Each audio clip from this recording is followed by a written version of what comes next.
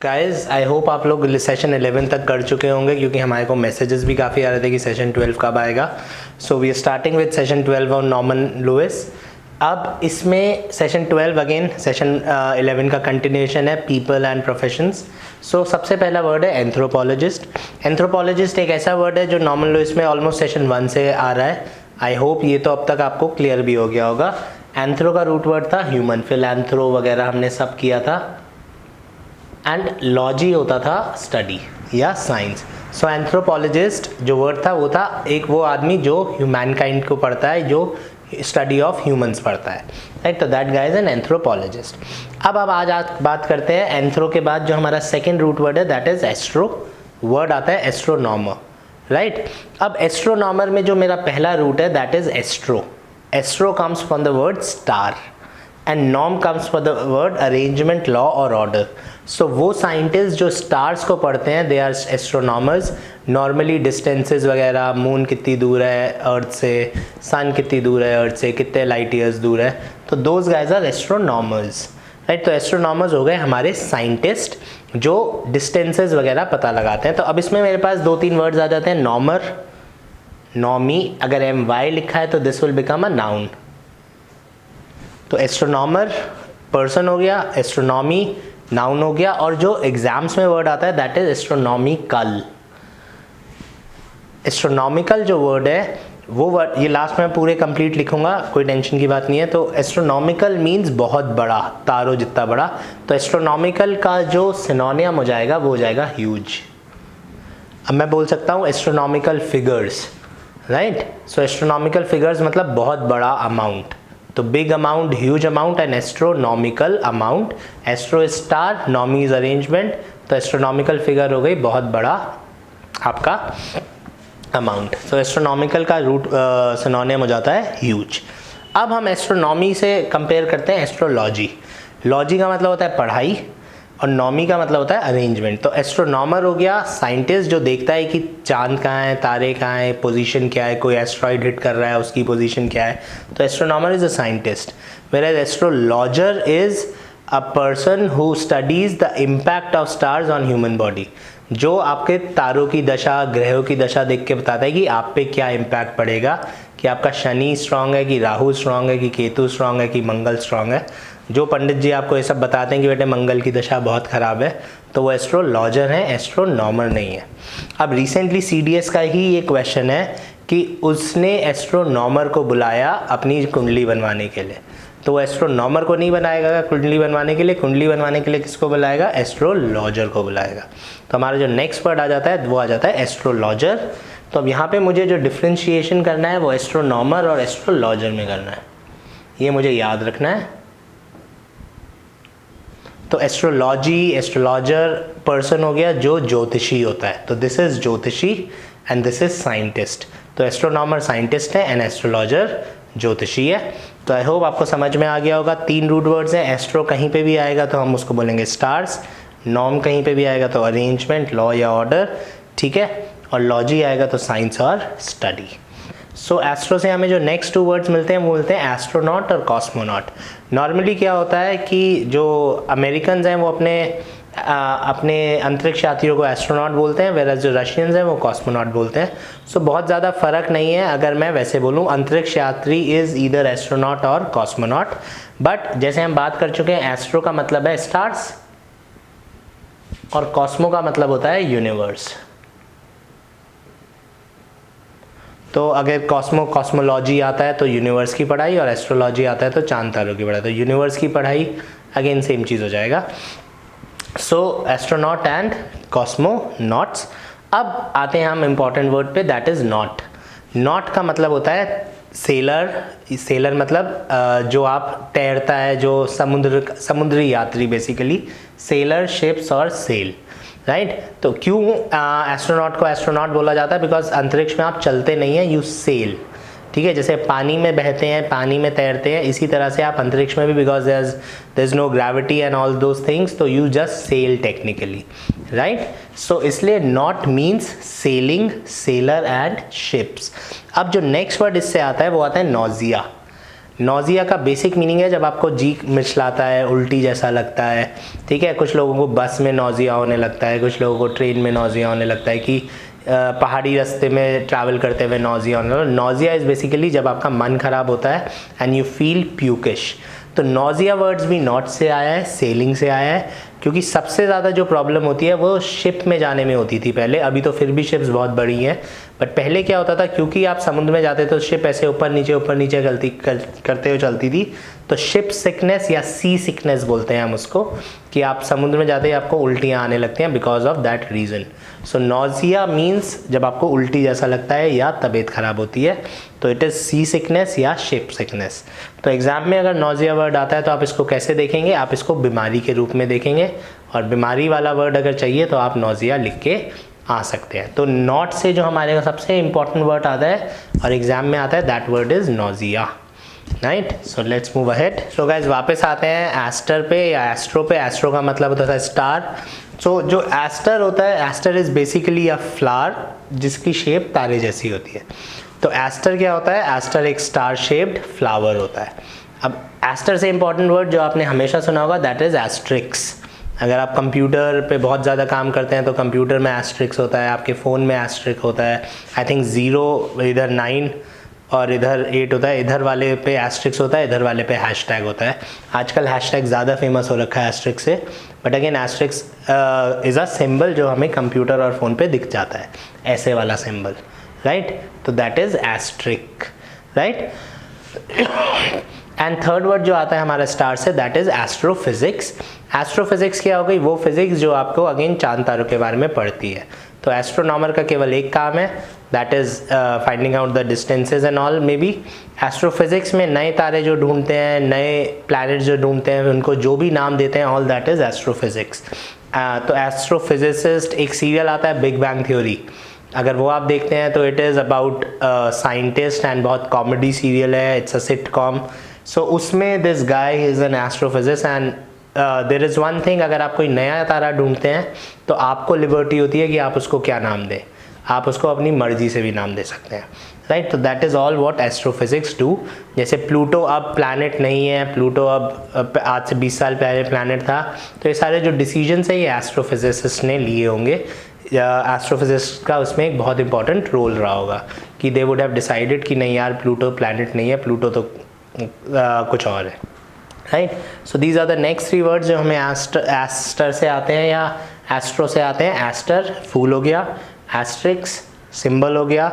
ये मैं केवल इसलिए बता रहा हूँ कि इससे हमारे को रूट वर्ड याद रखने में आसानी रहेगी। एस्ट्रिक्स तो आई थिंक सबको पता होगा, और जैसे ही मैं एस्ट्रोफिजिक्स बोलता हूँ, फिजिक्स मुझे पता है क्या होता है, एस्ट्रो इज तारों की physics, right? So these were the next 3 words. Let's move ahead. So guys, let's move on to the next word, disaster. Disaster I think सब लोगों ने सुना हुआ होगा। अब अगेन इसमें भी मैं देखूँ तो हमारा आधा वर्ड क्या है, एस्टर, विच इज स्टार। तो अगेन डिजास्टर मैं इसलिए बोल रहा हूँ, फिर आपको याद रहेगा। अब डिस का मतलब होता है नेगेटिव, मैल फंक्शन, ये हम अभी सफिक्सेस एंड प्रीफिक्सेस करेंगे तब हम बात करेंगे। बट डिज़ास्टर इज़ कोई बहुत बड़ी दुर्घटना। तो क्या होता था कि आज से 1000 साल पहले, 2000 साल पहले, जब हम लोगों को ज़्यादा इन्फॉर्मेशन नहीं होती थी, तो earthquake was called a disaster. अभी भी हम उसको डिज़ास्टर ही बोलते हैं। बट क्या होता था कि हमारे को रीजंस नहीं पता होते थे कि अर्थक्वेक क्यों आता है, तूफान क्यों आते हैं, सुनामी क्यों आती है, and so on, we could not get. So aster is तारे और डिस इज मिसमैच या मिस। तो जब तारों को गुस्सा आ जाता था, अब अगेन हम लोग भी यही मानते थे ना कि कोई है जो हमारे को चला रहा है, या अभी भी हम लोग मानते होंगे, तो डिज़ास्टर इज़ दैट। तो जब तारे कुछ आपके साथ गड़बड़ करते थे और कुछ बहुत बुरा हो जाता था, तो that word was called disaster या डिज़ास्ट्रस। ये नाउन हो जाएगा और ये एडजेक्टिव हो जाएगा, ठीक है। तो disaster also comes from the same word aster या स्टार। तो डिज़ास्टर का मतलब हो जाता था जब तारे आपके साथ कुछ बहुत बुरा कर देते थे, दैट वाज डिज़ास्टर। सो हमारा जो नेक्स्ट रूट वर्ड था एस्ट्रोनॉमर्स में नॉमस हमने लिखा था, या तो अरेंजमेंट होता है या लॉ एंड ऑर्डर होता है, ठीक है। तो अब ये जो एग्जाम में आता है दैट इज ऑटोनॉमी या ऑटोनॉमस। अब ऑटोनॉमस वर्ड आप लोगों ने सुना होगा, नहीं सुना है तो किसी भी प्राइवेट यूनिवर्सिटी का वेब पेज खोल के देखेंगे तो बोलेंगे it's we are an autonomous body, right. तो नॉमी इज लॉ और ऑटो का मतलब होता है अपने आप, सेल्फ। तो जो अपने लिए अपने आप रूल्स बनाता है दैट इज़ ऑटोनॉमी या ऑटोनॉमस। सो अगर हमने आपको ऑटोनॉमी दे दी तो इसका मतलब क्या है कि आप अपने हिसाब से चलिएगा। आप क्या हो गए, आप ऑटोनॉमस इंस्टीट्यूट हो गए। सो ऑटो इज़ अपने आप और नॉमस इज़ लॉ।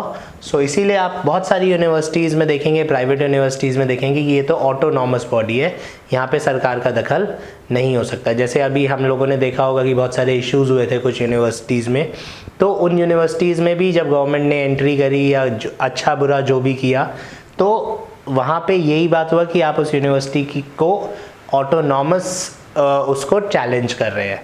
चाहे वो कोरोना के टाइम पे हुआ चाहे कहीं भी हुआ, we were talking about that. So autonomous is आप अपने रूल्स खुद बना सकते हैं, right. So this is first part of the chapter. आगे चलते हैं नेक्स्ट पार्ट पे। Guys let's move on to the second thing, the earth and its life. तो हम बात करते हैं अर्थ की। तो जो सबसे पहला वर्ड है दैट इज जियो। हमारे को ये देखने को मिलता है जियोलॉजिस्ट में। सो लॉजी का मतलब है पढ़ाई, ठीक है। तो जियो का क्या मतलब है, अर्थ। तो जो साइंटिस्ट अर्थ के बारे में पढ़ता है, कितने साल पुराना पत्थर है, कहाँ से निकला, कैसे निकला, क्यों निकला, वो कौन होते हैं, वो होते हैं जियोलॉजिस्ट्स, राइट। तो कहीं भी मुझे जियो वर्ड दिखता है तो इट मीन्स अर्थ। नेट जियो या नेट नेशनल ज्योग्राफी जिसे हम बोलते हैं, तो net Jio is again earth, right. आगे मूव करते हैं। अब जियो वर्ड हम कहाँ देखते हैं, हम जियोमेट्री में देखते हैं, जियोग्राफी में देखते हैं। अब हम पुराने सेशंस अगर आप ठीक से करते आ रहे हैं तो हमने वर्ड किया था मीटर। जब हमने डॉक्टर्स की बात करी थी एंड प्रोफेशंस की बात कर रहे थे जब हम, तो हमने एक बात करी थी ऑप्टीमेट्रिस्ट। सो ऑप्टोमेट्रिस्ट कौन होता है, ऑप्टो मतलब आंखें और मेट्रिस्ट मतलब विजन, नापना, मेजर। तो मीटर मतलब होता है मेजर। तो ऑप्टोमेट्रिस्ट होता था वो आदमी जो आपका चश्मा बनाता है, कैसे मतलब सॉरी जो आपकी आंखें नापता है, चश्मे बनाने वाले को देता है। सो गाइस जो हमारा सेकंड पार्ट है उसमें हम बात करेंगे अर्थ और उसकी लाइफ की। तो सबसे पहला जो हमारा इंपॉर्टेंट वर्ड है दैट इज जियोलॉजिस्ट। अब जियोलॉजिस्ट में लॉजी हम कर चुके हैं। लॉजी का मतलब होता है स्टडी एंड साइंस और जियो का मतलब होता है अर्थ। तो जियोलॉजिस्ट वो साइंटिस्ट होता है जो अर्थ के बारे में स्टडी करता है, कौन सी मिट्टी कहाँ मिलती है, कौन सा पत्थर कितने साल पुराना है, अजीब सा कोई पत्थर मिल गया तो उसके बारे में रिसर्च कर लिया कि अरे ये पत्थर यहाँ था और ये पत्थर वहाँ कैसे मिल गया। से फॉर एग्जांपल हम लोगों ने रामायण में पढ़ा होगा कि आई डोंट नो मिथ है कि रियलिटी है कि श्रीलंका में आज भी वो पहाड़ है जिस पे संजीवनी बूटी मिली थी और वो पहाड़ केवल हिमालयाज़ में होता है। तो I am not very sure है कि नहीं है, बट मैं एक मिथ, अगर मिथ भी है तो मैं बता रहा हूँ। तो अब श्रीलंका में वो पहाड़ कैसे आया, अगर मैं इसके रिलीजियस एस्पेक्ट को हटा देता हूँ और इसकी साइंस के बारे में बात करता हूँ तो जियोलॉजिस्ट पता लगाने की कोशिश करेंगे। तो अगर आपको कोई न्यूज़ चैनल बोलता है कि साइंटिस्ट आज तक पता नहीं लगा पाए हैं कि श्रीलंका में वो पहाड़ कैसे आया, तो वहाँ पे साइंटिस्ट की जगह क्या वर्ड आना चाहिए, जियोलॉजिस्ट। तो साइंटिस्ट को नहीं पता लगाना है कि वहाँ पे वो पहाड़ कैसे आया, वो पहाड़ पता लगाएंगे जियोलॉजिस्ट, थ्योरी के साथ वो लोग आएंगे। So geo means earth, logy means science या पढ़ाई। तो हमारा पहला वर्ड हो गया जियोलॉजिस्ट। अब जियोलॉजिस्ट की तरह ही दूसरा वर्ड होता है जियोमेट्री। अब हम लोगों ने एक वर्ड करा होगा थोड़े सेशंस पहले जब हम डॉक्टर्स और प्रोफेशंस की बात कर रहे थे, ऑप्टीमेट्रिस्ट। सो ऑप्टीमेट्रिस्ट कौन होता है, जो आपकी आंखों का विजन नापता है। तो मीटर का क्या मतलब होता था, नापना या मेजरमेंट, ठीक है, मीटर से आता है ये। और मीटर सबको पता है, मीटर मीन्स मेजरमेंट। सो ऑप्टीमेट्रिस्ट जो आपकी आंखों की आंखें नापता है, देखता है कितनी कमज़ोर है। ऑप्टिशियन जो आपके चश्मा बनाता है और ऑप्थेमोलॉजिस्ट जो आपकी आंखों का डॉक्टर होता है। वापस आते हैं जियोमेट्री पे। तो जियोमेट्री अर्थ की नपाई की, अर्थ का कितना सर्कमफेरेंस है, कितनी लंबी है, कितनी चौड़ी है, अर्थ से मून कितनी दूर है, वो जियोमेट्री में नहीं आएगा, वो आ जाएगा एस्ट्रो में। अब हमें डिफरेंस देखना है। तो अर्थ से मून कितनी दूर है, that would be more astronomy है। एंड अर्थ में कौन सी चीज़ कितनी दूर है, दैट वुड बी जियोमेट्री। तो अर्थ से रिलेटेड जितनी भी चीज़ें होंगी वो सब हो जाएंगी जियोमेट्री, राइट। तो इसीलिए जब हम जियोमेट्री पढ़ते हैं तो हमें सर्कल्स के एरियाज़ निकालने सिखाए जाते हैं, स्क्वायर्स के एरियाज़ निकालने सिखाए जाते हैं, रेक्टेंगल के, क्योंकि वो सारी चीज़ें हमें अर्थ पे मिलती हैं, हमें वो नापना पड़ता है। तो दैट इज़ जियोमेट्री। जियोमेट्री के बाद हम आते हैं ज्योग्राफी। ज्योग्राफी भी हम पहले कर चुके हैं, ग्राफी वर्ड, जियो वापस अर्थ है, ग्राफी का मतलब है लिखना। तो जब मैं अर्थ के बारे में लिखता हूँ, नक्शा बनाता हूँ, कौन सी चीज़ कहाँ मिलती है ये बोलता हूँ, तो वो होता है ज्योग्राफी, राइट। तो हमारे जो तीन वर्ड्स हैं बेसिकली रूट वर्ड्स हैं, जियो, लॉजी, मेट्री और ग्राफी। तो इन चार वर्ड्स में जियो का मतलब अर्थ, लॉजी का मतलब पढ़ाई, मेट्री का मतलब नपाई और ग्राफी का मतलब उसके बारे में लिखना, let's move ahead. So guys let's move ahead. बात करते हैं अर्थ के बाद, अब बात करते हैं लाइफ की। तो लाइफ का रूट वर्ड हम लोगों ने फिर बात की हुई है पुराने उनमें, बायो। Bio means life. तो हमारा जो सबसे पहला वर्ड है वो biology. Logy is science, bio is life. तो जो भी ज़िंदगी के बारे में पढ़ता है दैट इज़ अ बायोलॉजिस्ट, चाहे वो प्लांट्स हों चाहे वो एनिमल्स हों। तो अगेन आपको पहले सेशंस अगर आप मेरे देखते आ रहे हैं तो आपको इसके बारे में पता होगा। जैसे हम लोगों ने बात की थी बायोफ्यूल होता है, बायोडाइवर्सिटी होता है। आजकल बहुत सारे रेफ्रिजरेटर्स में ऊपर बायो लिखा हुआ आता है, आई थिंक LG बायो या सैमसंग बायो। तो वो उनकी एप्पल्स की और सब्जियों की जो लाइफ है वो ख़त्म नहीं होने देते, तो इसीलिए रेफ्रिजरेटर्स के ऊपर लिखा होता है बायो। तो अब बायो के थोड़े से और वर्ड्स करते हैं जो एग्जाम्स में आते हैं। तो हमारा पहला वर्ड है बायोग्राफी। जैसे ज्योग्राफी होता है, ग्राफी का मतलब होता है लिखना, तो बायोग्राफी का मतलब होता है लाइफ के बारे में लिखना। तो अगर से फॉर एग्जांपल मैं सचिन तेंदुलकर की लाइफ के बारे में लिख लेता हूँ, मैं राहुल द्रविड़ की लाइफ के बारे में किताब लिखता हूँ उनसे बात कर करके, तो हम क्या लिखेंगे, हम लिखेंगे बायोग्राफी। अगर आप संजू मूवी आपने देखी हुई है तो संजय दत्त एक राइटर को हायर करता है जो उसकी बायोग्राफी लिखे। तो बायोग्राफीज वो अपनी कहानी बताता है और वो राइटर जो है लिखता रहता है। तो that is called biography. So bio मतलब लाइफ और ग्राफी मतलब लिखना। तो लाइफ के बारे में लिखना, हिंदी बोलूँ तो जीवनी, तो बायोग्राफी इज जीवनी। नेक्स्ट आते हैं ऑटोबायोग्राफी। कुछ नहीं किया हमने, इसमें एक शब्द ऐड कर दिया ऑटो। अभी हमने सीखा ऑटो का मतलब होता है सेल्फ। तो अगर आप कहते हैं कि यार मैं अपनी किताब भी खुद ही लिखूंगा, तो ऑटो का मतलब हो गया खुद, बायो का मतलब हो गया लाइफ और ग्राफी का मतलब हो गया लिखना। तो खुद से लिखी हुई जीवनी को ऑटोबायोग्राफी कहते हैं। सो बायोग्राफी किसी और ने लिखी है, ऑटोबायोग्राफी आपने अपनी लाइफ के बारे में खुद लिखा है। सो this is the difference between biography and autobiography. Next word is biopsy and autopsy. अब अगेन ये जो वर्ड आता है इसका बायो तो लाइफ हो गया, बट ये जो ऑप्सी वर्ड आता है ऑप्टिक से आता है, मतलब विजन, ठीक है, देखना। अगेन हमने ये प्रोफेशंस में किया होगा, आई थिंक सेशन 6-7 में कहीं किया होगा हम लोगों ने। सो बायोप्सी इज लाइफ के बारे में देखना अंडर अ माइक्रोस्कोप। तो जब कैंसर हो जाता है या कैंसर का जो चेकिंग होती है वो बायोप्सी से होती है। आपका एक टिश्यू काटा जाता है, उसको चेकिंग के लिए भेजा जाता है, तो उसको माइक्रोस्कोप के अंदर रखते हैं और चेक करते हैं आपके एक एक सेल को, सेल की लाइफ को, कि कुछ ख़राब तो नहीं हो गया है। कैंसर इज़ बेसिकली जब आपकी लाइफ, आपके सेल्स गड़बड़ करते हैं, तो आपके टिश्यूज़ में चेक किया जाता है and that is called biopsy. So biopsy is एक छोटे से टिश्यू में से सेल्स की जांच करना माइक्रोस्कोप के अंदर, राइट। एंड ऑटोप्सी उसका बिल्कुल उल्टा होता है, बेसिकली जिसको हम हिंदी में या जिसको हम आसान शब्दों में पोस्टमार्टम कहते हैं। तो पोस्टमार्टम का जो टेक्निकल वर्ड है जो एग्जाम में आएगा वो आएगा ऑटोप्सी। तो autopsy is postmortem and biopsy is microscope के अंदर एक छोटे से सेल की जांच करना, राइट। सो ये दोनों एक दूसरे के ऑपोजिट्स है। सो बायोप्सी छोटे टिश्यू की जांच, ऑटोप्सी पूरी की पूरी बॉडी की जांच। अब इसे हम ऑटोप्सी बोलते क्यों हैं? क्योंकि जो डॉक्टर या जो सर्जन होता है वो बॉडी को चीरफाड़ करता है और अपने थ्योरी से, क्योंकि आदमी तो मर चुका है, वो नहीं बताएगा कि मैं जहर खा के मरा, कि मैं फांसी लगा के मरा, कि मैं कूद के मरा, कि जहर खाया तो कौन सा खाया, पेट खराब हुआ पहले कि लंग खराब हुआ। अब क्योंकि सब कुछ खराब हो चुका होता है तो सर्जन जब उस बॉडी को कट करके चेक करता है तो अपनी नॉलेज के हिसाब से, सेल्फ नॉलेज के हिसाब से वो उस पर रिपोर्ट बनाता है, इसलिए इसको हम बोलते हैं ऑटोप्सी, राइट। तो उसने चेक किया, उसने अपनी नॉलेज के हिसाब से आपको postmortem report they the. So this is the word biopsy and autopsy, ये दोनों एक दूसरे के ऑपोजिट्स होते हैं। आगे चलते हैं अब हम लोग। सो गाइज नेक्स्ट 2-3 वर्ड जल्दी से कर लेते हैं। बॉटनिस्ट। बॉटनिस्ट मतलब, बॉटनिस्ट आता है रूट वर्ड बोटेन से, विच मीन्स प्लांट। तो बॉटनी और जूलॉजी जो है ये आपके बायोलॉजी के 2 डिविजन्स होते हैं। तो बॉटनी होता है जब हम पौधों वौधों की बात करते हैं, प्लांट्स की बात करते हैं। जूलॉजी होता है जब हम जानवरों की बात करते हैं। तो रूट वर्ड्स क्या है? बोटेन एंड जियोन, राइट। सो जू मीन्स एनिमल एंड दिस। सो अगर मैं आप बोलते हैं कि हम जू में घूमने गए, तो जू जो है आप शॉर्टकट वर्जन है। बेसिकली जैसे बॉटनिकल गार्डन्स होते हैं, ऐसे ही उनको पहले बोला जाता है जूलॉजिकल गार्डन्स। तो जूलॉजिकल गार्डन्स को हमने छोटा करके क्या बना दिया है? जूज बना दिया है। अब इसका जो तीसरा वर्जन है जो आपको याद रखना पड़ेगा वो आसान है, ज़ोडिएक साइंस। आपकी राशि क्या है, कर क्या है, कि तुला है, कि क्या है। तो जो इंग्लिश की राशियाँ होती हैं वो भी सब जानवरों पे बेस्ड होती हैं, राइट। इसीलिए उनको ज़ोडिएक साइंस बोलते हैं कि आपके मून वगैरह की दिशा आपकी राशि के हिसाब से आएगी। तो उनको ज़ोडिएक क्यों बोला जाता है? क्योंकि वो एनिमल्स पे बेस्ड होती है।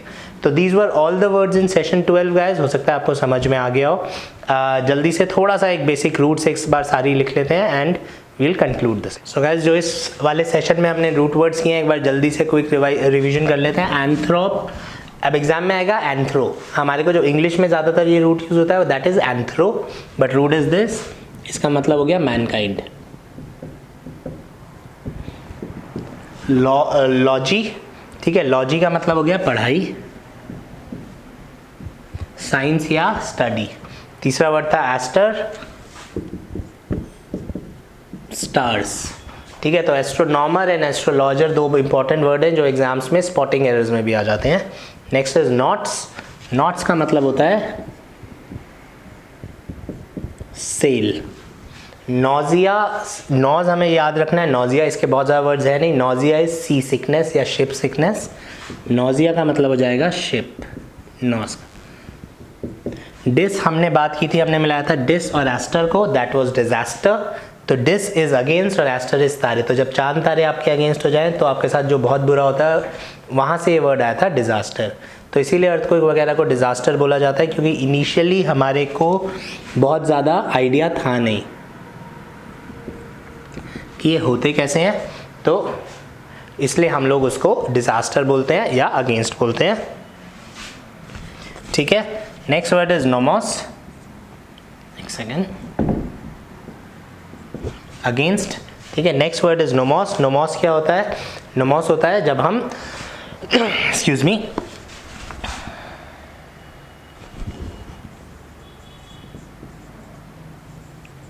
जब हम अरेंजमेंट लॉ या ऑर्डर की बात करते हैं। हम लोगों ने ऑटोनॉमी या ऑटोनॉमस वर्ड बात किया था, आपको यूनिवर्सिटीज़ में ऑटोनॉमस दिखेगा। तो ऑटो मतलब अपने आप और नॉमस मतलब लॉ। तो जो यूनिवर्सिटीज़ अपने लॉ, अपने करिकुलम्स खुद बनाती हैं, those universities are called autonomous institutes, autonomous bodies, autonomous universities and so on. Metre is measurement, तो नापना या measurement is metre. So these are our first 9 root words. 10th word हमने किया geo, geo means earth. Next is graph, graph का मतलब होता है लिखना। बायो का मतलब होता है लाइफ, चाहे प्लांट लाइफ हो चाहे एनिमल लाइफ हो।